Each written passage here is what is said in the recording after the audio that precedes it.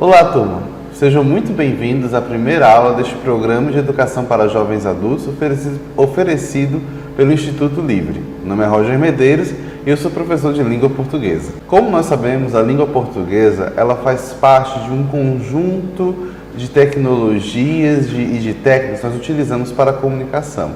Nós somos falantes de língua portuguesa desde muito cedo. Desenvolvemos a linguagem a partir dos nossos primeiros anos de vida e estabelecemos uma língua como nossa mais ou menos ali pelos 4, 5 anos de idade. Então, essa língua portuguesa ela faz parte de algo que nós chamamos de linguagem e nesta unidade nós vamos discutir, refletir e debater sobre como que a linguagem permeia o nosso cotidiano, ok? Vamos agora para a introdução desse nosso material. Nesta unidade, você vai observar como a linguagem está presente no cotidiano e poderá perceber que ela faz parte de quase todas as atividades humanas. Isso porque o contato com a realidade é mediado, de algum modo, por uma linguagem, seja para interagir com o mundo, seja para formular pensamentos. É muito interessante já na introdução ele mostrar como que a linguagem está presente em nosso cotidiano. Perceba que ele coloca a linguagem como um meio que intermedia a minha relação com o mundo e a linguagem como algo que permite formular pensamentos. Vamos pensar nas seguintes situações. A partir do momento, existem estudos científicos que mostraram que povos do Esquimó possuem mais de 15 palavras para a coloração branca, enquanto que nós, aqui no Brasil, nós temos basicamente 2 ou 3 palavras para a coloração branca. Isso por quê? Porque quando a gente pensa no Esquimó e que vive, ou seja, quem são os esquimós? O povo que vive no extremo norte, no extremo do hemisfério norte, não é isso? Eles têm várias colorações de neve, então a cor branca tem vários significados e várias nuances de sentido para dar conta daquela realidade. Enquanto que nós brasileiros, nós temos uma experiência muito mais simples com o branco. Então, se para um esquimó o branco pode indicar perigo, pode indicar neve fofa, pode indicar neve dura, pode indicar gelo rígido, gelo perigoso. Aqui no Brasil, branco é uma cor que é oposta a preto, branco é uma cor que se classifica no espectro das cores claras. Então, quando ele diz nessa introdução que a linguagem intermedia nossa experiência com o mundo, é justamente isso. Ela organiza, ela classifica e ela expressa essa experiência com o mundo. E o que ele quer dizer, professor, com a linguagem para formular pensamento? Perceba, todo o conteúdo que nós absorvemos, todo o conteúdo que nós debatemos e sobre o qual refletimos, nós utilizamos uma linguagem, ok? Mas muito antes disso, nós também podemos perceber a linguagem a partir do nosso pensamento, nosso pensamento pessoal também. Ou seja, a partir do momento que nós estamos sozinhos, refletindo, raciocinando, nós utilizamos a nossa língua materna para fazer esse processo. Nós utilizamos nossa língua processo para realizar esse processo, o que é muito interessante, porque mostra que a linguagem também organiza o nosso pensamento. Há muitos estudiosos que dizem, por exemplo, que é melhor filosofar em alemão e é melhor falar de amor em francês. Isso também é um detalhe, isso também é interessante porque mostra como que determinadas línguas, por sua estrutura, por sua formação, pela sua construção de palavras, permitem com que determinados pensamentos e formas de raciocinar sejam mais viáveis e que outras linguagens nos soam mais afetivas, mais atraentes, mais sedutoras. Então, quando nós falamos de linguagem, nós temos que perceber esses 2 aspectos. O primeiro deles, a linguagem é o meio pelo qual eu intermedio a minha experiência com o mundo de uma forma racional, de uma forma sensível, não é isso? E, ao mesmo tempo, a linguagem ela é produto e construtora do pensamento, não é? Então, se a minha mente ela se organiza em torno de uma linguagem, a linguagem é produto do pensamento ao mesmo tempo que gera o pensamento, ok? Isso é uma reflexão bem interessante para a gente dar base agora, porque a gente vai discutir no final das contas. Professor, o que é linguagem? Ok? Então, o tema 1 da nossa unidade chama-se Linguagem por Toda Parte, né? Já temos uma introdução que mostrou de como que a linguagem está presente na nossa vida, desde o nascimento, em nossos pensamentos mais particulares, até nas interações com o mundo e com o universo que é apresentado para nós. Agora vamos ter mais específico sobre os lugares ou os contextos em que nós, de fato, observamos a linguagem, ok? E aí eu vou gerar aqui já uma pergunta de provocação. A linguagem está presente nas coisas ou ela é as coisas em si?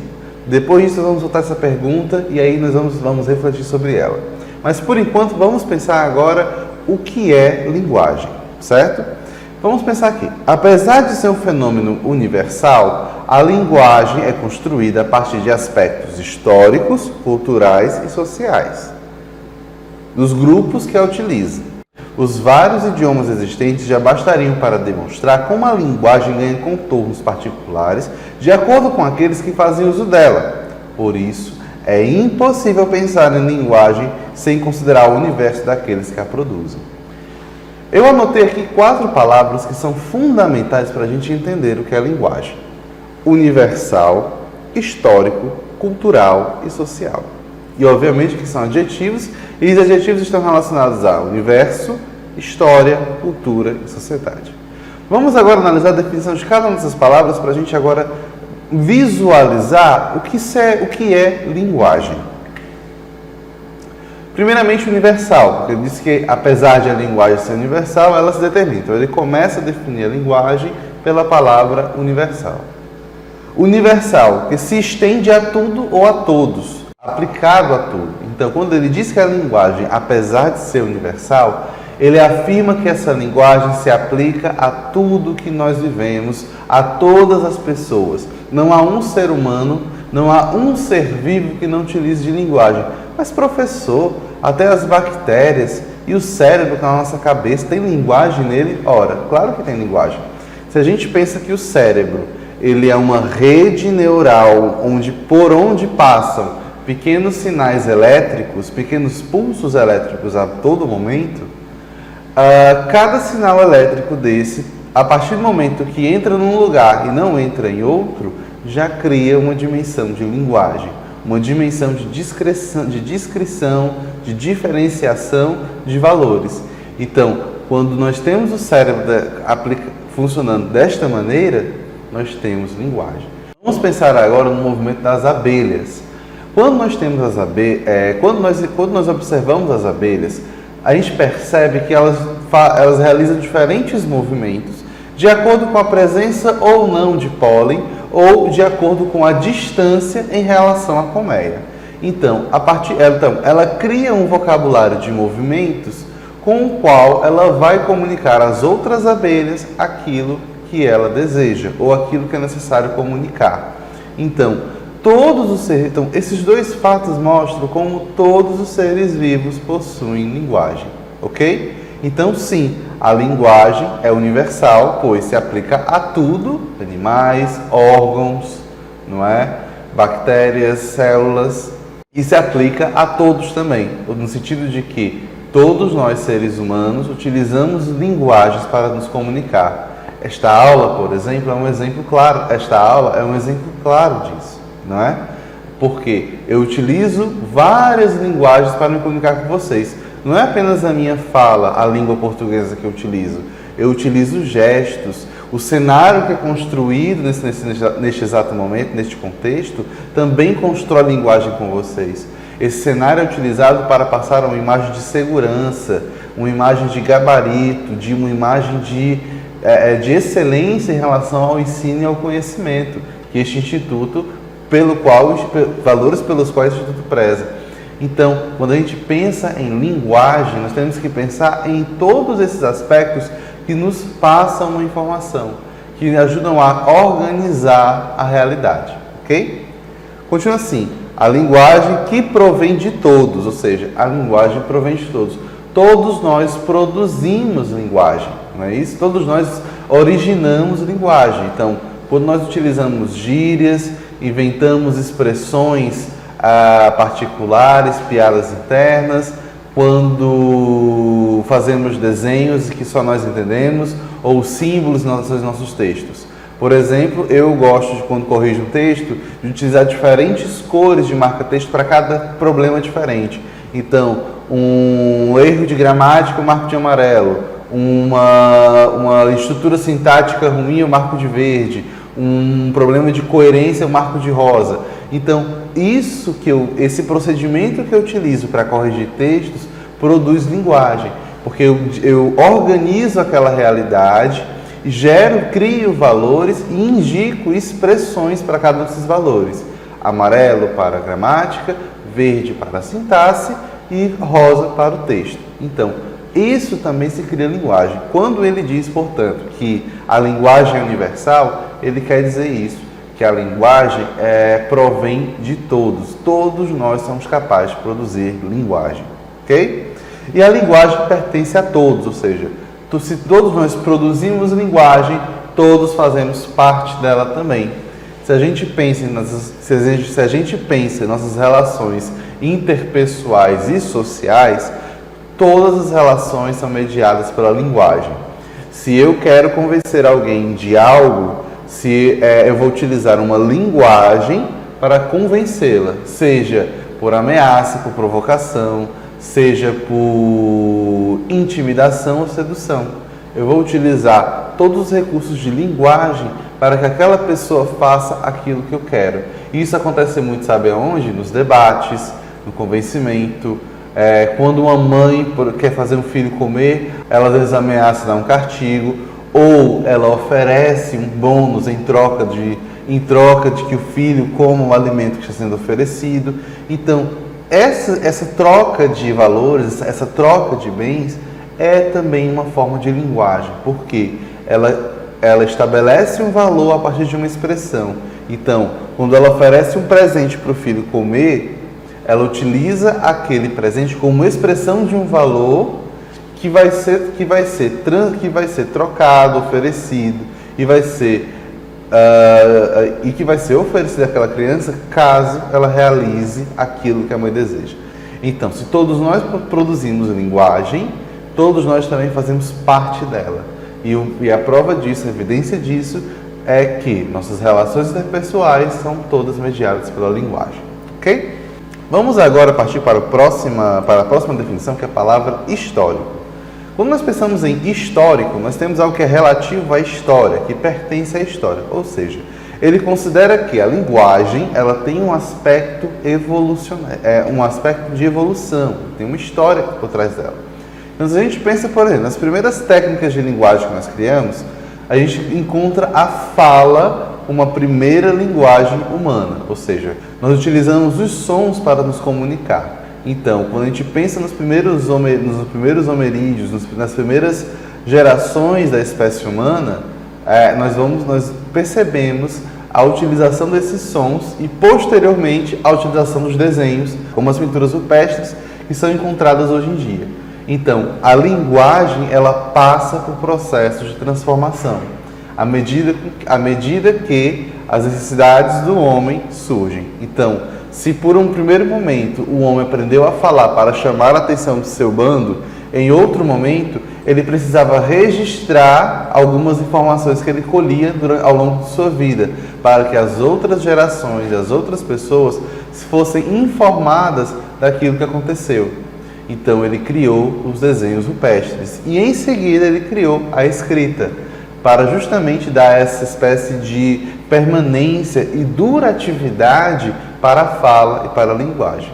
Então, voltando, quando ele considera a linguagem como algo histórico, nós falamos de um processo evolutivo ao longo de uma história, ao longo de um processo histórico.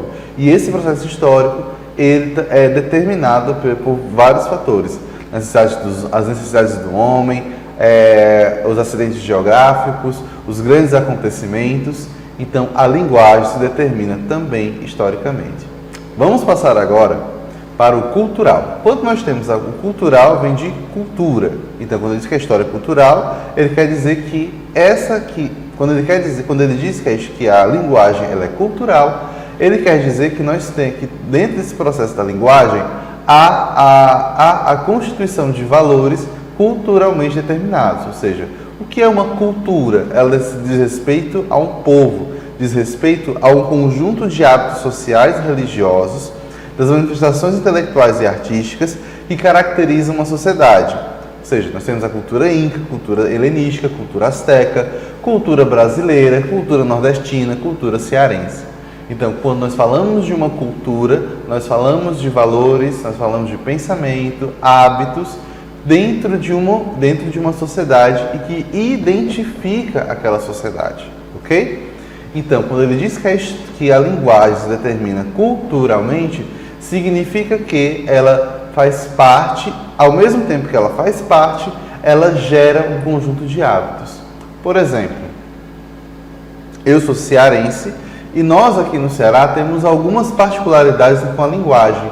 Nós temos, por exemplo, a mania, digamos assim, de repetir alguns elementos frasáticos. Por exemplo, repetir os afirmativos e os negativos. Uma frase para a gente ficar bem claro com isso.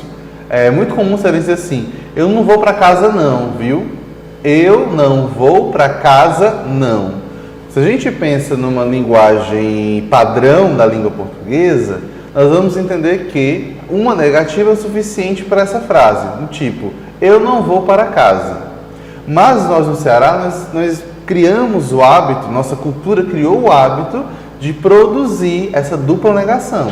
Eu não vou para casa não, com o último não no final, para reforçar a negativa, para reforçar a negação, a recusa de ir para casa. Então, a nossa cultura cria hábitos de linguagem também, e ao mesmo tempo que a nossa linguagem estabelece uma nova cultura, ok? Por exemplo, não é? Quando a gente pensa que a nossa linguagem ela intermedia o mundo, então a gente passa a associar, então é por meio da linguagem que a nossa cultura associa cores a determinados valores. Por exemplo, existe uma canção, existe um ritmo que surgiu nos Estados Unidos e que se difundiu para o mundo todo, chamado blues. O blues vem da palavra em inglês blue. Acho que blue, eu quero falar em francês, mas é blue. Então, esse blue quer dizer azul. E para aquela cultura, para a cultura norte-americana, para a cultura de língua inglesa, a cor azul significa tristeza. E o blues é um ritmo triste. Os temas do blues são temas de melancólicos, são temas nostálgicos, são temas que falam sobre as perdas e as derrotas. Se a gente pensa no azul agora para a cultura brasileira, e a gente também faz esse paralelo com a música, a gente tem do outro lado o azul como uma cor que representa paz, que representa alegria, que representa valores positivos. E aí a gente pode ter como exemplo a música Trem Azul, do Lô Borges do Milton Nascimento, né? Que fala de uma viagem, de um trem que vai levar para lugares maravilhosos. Então, a linguagem discretiza de maneiras diferentes determinados valores e expressões. Então, a linguagem também está nesse duplo aspecto de gerar cultura e ao mesmo tempo que é determinada pela cultura, ok? Continuando aqui, vamos agora para a expressão do que é social, porque ele diz que a linguagem é universal, histórica, cultural e social.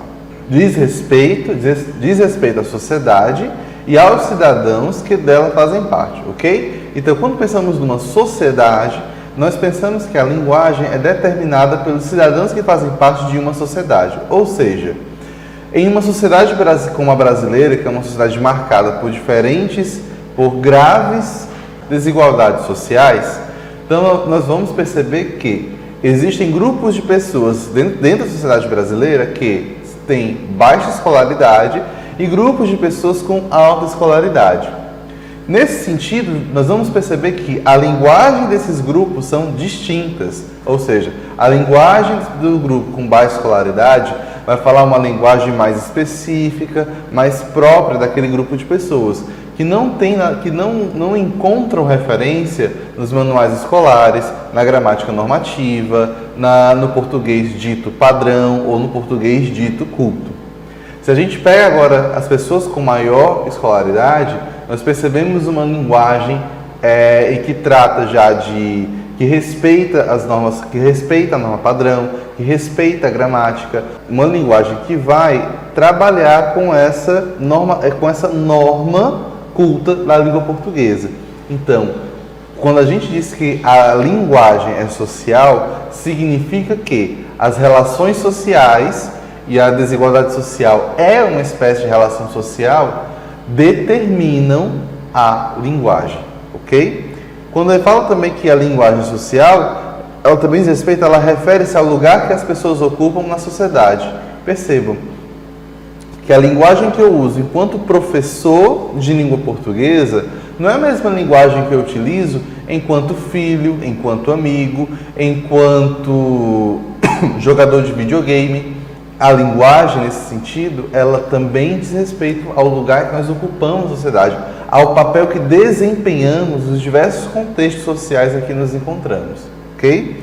E quando ele diz também que a linguagem é social, significa que ela é coletiva, que pertence a um grande número de pessoas, ou seja, não adianta eu falar de linguagem apenas daquilo que só eu entendo e que só eu consigo compreender. Mas, professor, o senhor disse há pouco que o nosso pensamento é construído por linguagem, no nosso mais íntimo, no nosso momento mais... mesmo que quando estamos calados, sem conversar com ninguém, a linguagem está presente, com certeza. Mas quando você utiliza esse pensamento, quando você formula esse pensamento, e esse pensamento é articulado na sua língua materna, essa língua materna, ela não é somente sua, ela é partilhada por você e todos os falantes daquela língua. Aquela língua chegou a você por meio desse partilhamento, por meio dessa coletividade. Se você que hoje é falante de português, por algum acaso do destino, tivesse nascido no Japão, seu pensamento não seria em português, seria em japonês. Nesse aspecto, a gente percebe que, mesmo no momento mais íntimo que nós temos com o nosso pensamento, o coletivo está presente por meio da linguagem. Ok? Recapitulando. Então, nós temos a linguagem como algo universal, histórico, social e cultural. Universal porque pertence a todos e provém de todos e se aplica a tudo. Histórico na medida que é determinado historicamente e a linguagem apresenta uma evolução ao longo da história. Cultural porque cria determinados hábitos e ao mesmo tempo é determinada por esse conjunto de hábitos e valores de cada cultura. E ela é social porque as relações sociais também determinam os usos e os modos da linguagem. Perfeito? Vamos agora refletir sobre uma piada e discutir alguns aspectos da linguagem. Nós já discutimos 4 deles, que a linguagem é universal, histórica, cultural e social. Vamos agora analisar um aspecto mais operacional da linguagem. Nós já temos a definição, agora vamos entender como trabalhar com a linguagem. Essa é uma piada bem clássica, bem boba, digamos assim, que fala sobre o que se passa numa rodoviária. Vamos seguir aqui com a leitura da piada. Na rodoviária. O senhor chega à rodoviária e disse para a atendente: por favor, moço, me veja uma passagem para Anastácia. O atendente respondeu: senhor, aqui não temos nenhuma passagem para Anastácia. O homem então se virou para a mulher que o acompanhava e disse: Anastácia, vamos embora porque o moço não quer te vender a passagem. Então nós observamos já aqui um aspecto muito interessante para operacionalizar os textos a partir da linguagem. Então nós temos aqui numa rodoviária um senhor e uma atendente e aí ele pede uma passagem para Anastácia. No entanto, há uma ambivalência para a palavra Anastácia. O atendente há uma ambivalência de pontos de vista. Para o atendente, Anastácia é um lugar. E para o homem, Anastácia é a mulher que o acompanha. No entanto, se a gente observa a frase e o contexto em que a frase é dita, ela de fato cria essa ambiguidade. Por exemplo, quando eu digo assim, numa rodoviária, eu quero uma passagem para algo, muito provavelmente eu vou pensar que esse algo é um lugar e não uma pessoa, como foi o caso do senhor. Então, Para esse atendente, ele construiu um texto. Esse texto era Anastácia como um lugar. Para o senhor, o texto construído foi outro. Anastácia, no texto dele, é uma pessoa. O mal entendido, portanto, é gerado pela falta de conhecimento partilhado entre o senhor que pediu a passagem e o atendente na rodoviária. Ou seja, a linguagem ela tem um aspecto colaborativo. E vamos tomar cuidado com essa palavra colaboração, porque quando a gente fala de colaborar, significa uma mútua ajuda. Mas quando nós falamos de linguagem, não necessariamente uma ajuda, mas significa que, a partir do momento que eu utilizo a linguagem em uma situação de comunicação, tanto o falante quanto o ouvinte partilham conhecimentos e operam a linguagem de maneira a produzir sentidos. O que significa que aquilo que eu profiro, falo ou enuncio, não necessariamente vai chegar da mesma maneira como eu pensei em você, que é o meu receptor. Então, a mensagem parte do emissor para o receptor, mas é o receptor que vai construir o conteúdo dessa mensagem a partir da mensagem que eu, enquanto emissor, produzi. E o que vai construir esses sentidos não é somente a expressão linguística, não é somente a frase, mas todo o conjunto de conhecimentos, o contexto em torno daquela frase que vai fazer com que o meu receptor construa um determinado sentido e eu outro sentido. O desejável é que esses sentidos sejam próximos, mas muitas vezes, como aconteceu nessa piada, esses sentidos se distanciam. Ok?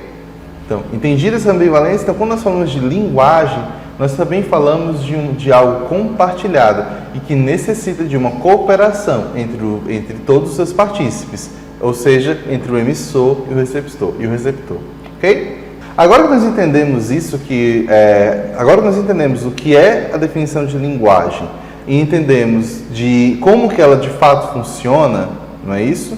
Vamos analisar algumas imagens para a gente perceber como articular e como ler a linguagem, como ler com linguagem, ok? Vamos perceber agora, aí no material de vocês, vamos ter duas placas. O que você acha de comum entre elas? Vamos lá. A primeira placa aqui, essa placa da direita, nós temos aqui um círculo vermelho cortado e a imagem de um animal. A outra placa, a placa da esquerda, nós vamos ter aqui, atenção, o mesmo círculo vermelho cortado, em uma orientação diferente, inclinado de uma forma diferente, e com os seguintes dizeres: atenção, e depois proibida a entrada de animais de estimação. Ora, se a gente então já repara o que há de comum nela: a imagem de um animal, o círculo, a cor vermelha, o contorno preto e o fundo branco. Isso é o que há de comum nessas duas placas. E o que há de diferente? Ora, vamos perceber primeiro que é diferente. Ah, professor, o cachorro está diferente. Tá. O cachorro está diferente, mas essa é uma diferença pertinente? Será que não seria mais pertinente ser um pássaro, um papagaio ou um gato? Vamos já analisar isso. Mas o que há diferente de início é que na primeira placa que analisamos, não há qualquer palavra, não há menção, não há frase que enuncie alguma ordem. Na segunda placa analisada, nós já temos dizeres, já temos frases completas do tipo: atenção, proibida a entrada de animais de estimação. Então, essa frase completa mostra já uma ordem que é dirigida ao receptor dessa mensagem. Então, se a primeira placa ela é um indicativo de que animais são proibidos, a segunda placa intensifica essa proibição, porque ela não mostra apenas a imagem do cachorro cortado pelo círculo vermelho, mas ela avisa, ela chama a sua atenção, ou seja, atenção, preste atenção no conteúdo dessa placa, ok? E depois ela explica e detalha que proibição é essa: proibida a entrada de animais de estimação. E aí eu volto para a pergunta: mas por que não é pertinente falar do que o cachorro da imagem da direita é diferente do cachorro da imagem da esquerda? Porque Em ambas imagens, eu não tenho essa distinção. Cachorro é cachorro. Em ambas, eu não tenho nenhum indicativo de que uma raça específica ou um tipo específico de cachorro é proibido. Porque na placa em que há uma frase verbal, nós temos proibida a entrada de animais de estimação, sejam eles cachorros, gatos, papagaios, peixes, ratos, coelhos, enfim. Mas o importante é, se nós tivéssemos aqui a imagem de um outro animal e embaixo a inscrição proibida a entrada de gatos, aí sim a mudança nessa imagem seria pertinente. Então, voltando aqui à pergunta, o que nós temos de comum são os contornos branco e preto em ambas placas, os círculos vermelhos e a imagem de um animal, certo? Enquanto que o que nós temos de diferente é a utilização de uma linguagem escrita por meio de palavras, ou seja, uma linguagem verbal, que nós vamos ver agora. Então, quando falamos de linguagem, nós falamos de linguagens e produção de sentidos, nós queremos dizer que para produzir um determinado sentido, diferentes linguagens são articuladas, né? E que vão depender necessariamente do contexto em que aquele enunciado esteja sendo produzido, vai depender dos conhecimentos de mundo partilhado entre o emissor e o receptor, entre os interlocutores daquela cena. Então, quando a gente fala de linguagem e produção de sentido, não é simplesmente enunciar algo, ou seja, não é simplesmente falar algo, mas é preciso também ter conhecimentos partilhados. Se eu digo assim, bonjour à tous, je m'appelle Roger, vocês não vão entender porque vocês não falam francês. Essa frase só é compreendida para aqueles que falam francês. Então, para que exija a compreensão dessa frase que eu acabei de enunciar, vocês também precisam dominar o idioma francês. Então, dessa forma, a gente consegue concluir esse aspecto colaborativo e participativo da linguagem. Passando aqui agora para a construção de sentido, nós falamos há pouco que a linguagem organiza nosso pensamento e media nossa experiência com o mundo. E que ela articula determinados valores e expressões para produzir sentidos e que com isso a gente consiga se comunicar. Mas quando a gente pensa em uma base, em uma unidade mínima da linguagem, nós falamos do signo linguístico. O que é o signo linguístico? Como está apresentado para vocês aqui, nós temos 4 quadrados, verde, amarelo, palatável, não palatável.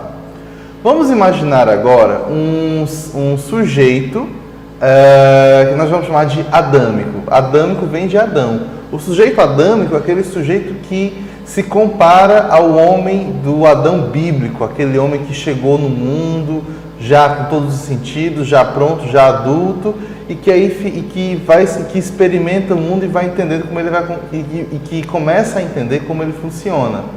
Então, digamos que esse homem adâmico veja 2 frutas, uma verde e uma amarela. Ele pega as 2 frutas e as come. Quando ele come a fruta verde, ele percebe aquela fruta, aquele gosto amarrando na boca, aquele gosto astringente, uma fruta mais dura, uma fruta que não tem doçura ou suculência. E aí ele vai associar a essa fruta um valor. Qual valor é esse? O valor do não palatável.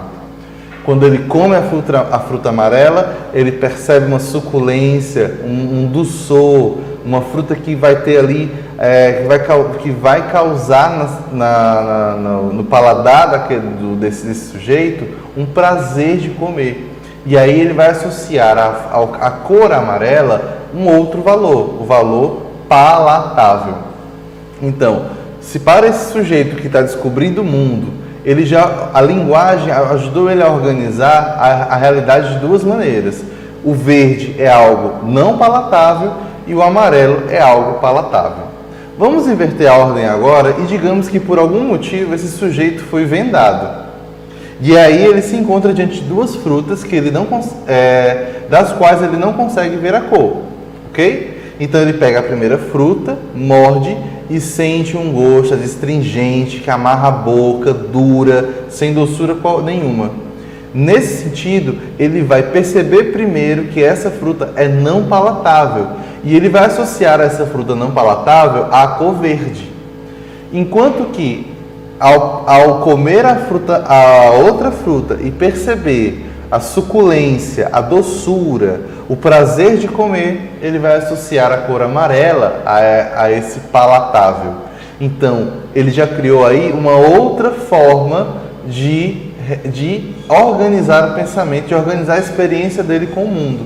Ou seja, o que eu quero mostrar com esse exemplo é o seguinte fato, de que nós, para construirmos um signo linguístico, que é a unidade mínima de qualquer linguagem, nós articulamos uma expressão e um conteúdo. E que a relação entre expressão e conteúdo não é uma relação determinada, uma relação motivada estanque. Ela é uma relação arbitrária. Ela sempre é construída a cada momento. Ou seja, no exemplo que nós apresentamos, no primeiro momento, o Adão associou o verde, a experiência do verde, a expressão verde, a um valor, a um conteúdo, que é o não palatável. Não é isso? Ou seja, ao ver a cor verde, ele já entende que aquela cor verde é a cor de algo não palatável. Ou seja, a expressão é aquilo que ele enxerga e o conteúdo é algo subjacente a essa expressão. De outra maneira, ele vê o amarelo e o amarelo ele associa ao palatável. Ok? Quando ele repensa essas relações, e aí ele reconstrói essas relações a partir do momento que ele não vê a fruta. E ao não ver a fruta, ele utiliza o paladar como expressão.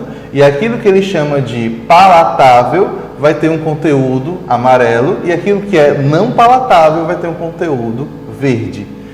Percebam assim como a linguagem organiza a nossa experiência no mundo. Não é uma relação motivada pelo objeto, ela não é motivada pelas coisas em si. O verde em si mesmo não é palatável ou não palatável, mas a experiência desse sujeito avalia o verde como algo palatável, ou o palatável como algo não palatável, ou o não palatável como algo verde, certo? Evidentemente que o verde na nossa vida tem outras significações, tem outros significados, e isso assevera a nossa ideia de signo linguístico, de que o signo linguístico a todo momento se constrói e que o signo linguístico é a unidade mínima da linguagem, que é uma articulação entre expressão e conteúdo. Bom, turma, ficamos por hoje nessa aula aqui. Na próxima aula nós vamos continuar com nossos estudos e ficará disponível no site o material de slide que é um resumo do livro de vocês para facilitar seus estudos. Um abraço!